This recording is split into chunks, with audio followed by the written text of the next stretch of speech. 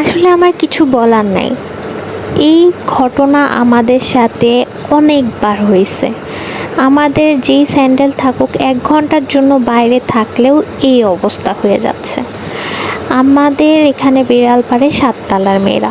তো ৭ তলার মেয়েদের যদি বলা হয় যে তোমরা বিড়াল পালো, বিড়াল কেন ঠিকমতো তোমরা ঘরে রাখতে পারো না? প্রতিবেশীর যে প্রবলেমগুলো করে তোমরা কেন দেখতেছো না?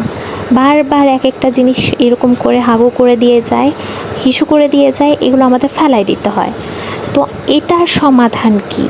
তারা স্বীকারই করে না তাদের বিড়াল এরকম কিছু করতে পারে, কিন্তু আমাদের নিজের চোখেই দেখা তাদের বিড়ালই এইসব করছে।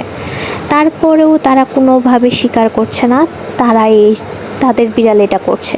ঠিক আছে, বিড়াল পালছো, নিজের দায়িত্বে রাখো না, কিসের জন্য প্রতিবেশীর ক্ষতি করবা?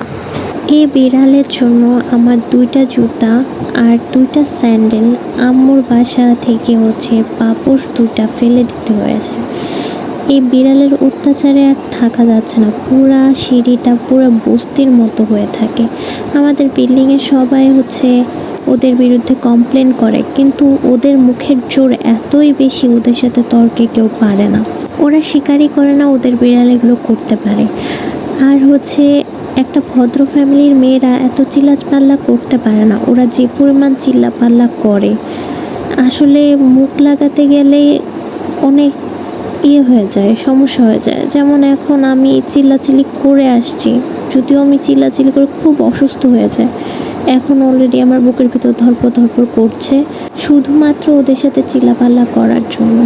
ওরা বড় মানুষকেও মর্যাদা দিতে জানে না, কিভাবে সম্মান দিতে হয় সেটাও জানে না। এমনভাবে চিল্লাপাল্লা করে, নিজেদের দোষ কখনো স্বীকার করে না। এই বিল্ডিংয়ে প্রত্যেকটা সময়ে একটা না একটা জিনিস নিয়ে গ্যাঞ্জাম হয়েই থাকে। আর এমনভাবে ওরা কথা বলে, কেউ ওদের সাথে পারে না।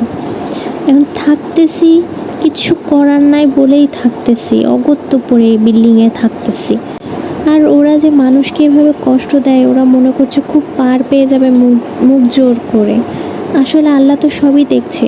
আল্লাহ বলেই দিয়েছে যে তুমি তোমার প্রতিবেশীর ক্ষতি করে তুমি কিছু করো না।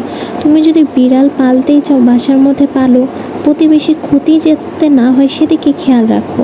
আর যদি তোমার বাইরে ছাড়তে হয়, তাহলে তুমি পটি ট্রেন করো ঠিক মতো। তোমার বিড়াল অন্য সিঁড়িতে যে নোংরা করছে, এই জিনিসটা তোমরা দেখছো না। আমাদের সিঁড়িতে সব সময় এই জিনিসটা একদিন পর পর বিড়াল এরকম করে, নষ্ট করে থাকে, কেউ ক্লিন করে না। একদম সিঁড়ি দিয়ে গন্ধ ছুটে যায়, কেউ উপরে নামতে পারে না, উঠতে পারে না। বিড়াল পাললেও একটা তো দায়িত্ব নিতে হয়, সেই দায়িত্ব কেউ নেয় না।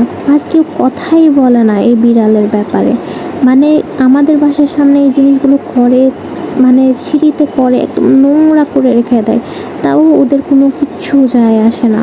মনে হয় একটা বস্তি বাড়িতে যাচ্ছে, উঠছে, থাকছে, এরকমইভাবে ওরা চলতেছে। আমরা তো থাকতে পারি না গন্ধে, এই জিনিসটা কেউ বুঝতেছে না। আমরা পুরো অতিষ্ঠ প্রতিদিনের এই ঝামেলার জন্য।